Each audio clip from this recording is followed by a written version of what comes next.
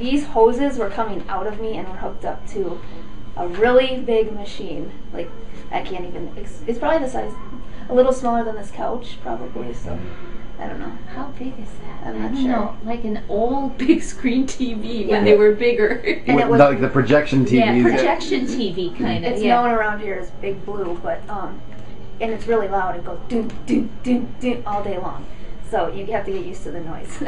But, these were attached to the aortic valve and something else. Pulmonary artery. Pulmonary, yeah. So, but it went in this way, apparently.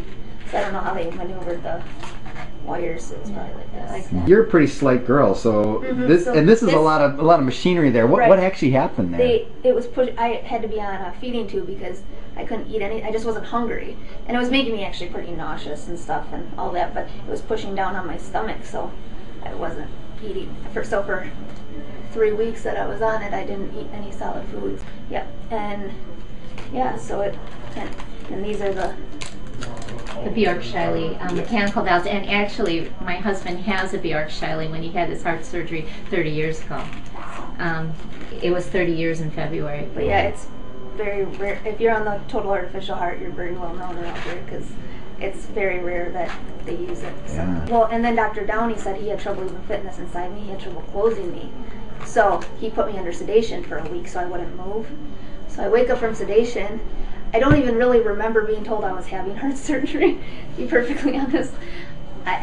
So I was waking up out of sedation and I'm like, where am I? What's going on? And Mom was sitting there and she had to break it to me right away. She's like, okay, don't move a lot because you're attached to this huge box and you're going to be on the transplant list. I'm like, what? You know, because most Marfan patients do not end up with a transplant. Just they're able to fix it.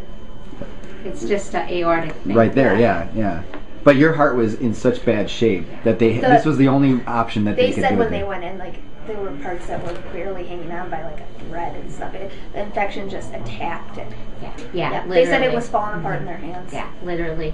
Some of the stuff that Dr. Werner did, and I'm trying to think, 9, the stuff was just fragile. So Dr. Kleinman, with his expertise in all the high-risk valve surgeries he's done through the years,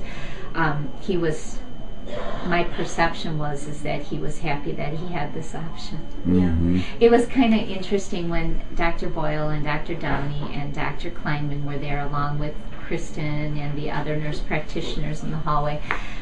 They came in and talked to us and they said, well, we'll give you a few minutes, you know. And my husband and I looked at it, the decision, and we opted that. Danielle, 24 hours before the surgery, told me she wanted to live, and she shared that alone with me. So I said to my husband, Dan, Danielle wants to live. We'll offer this as a bridge. She can wake up and then she can make her own decision. And you could just see the relief in the physician's body language when we said yes.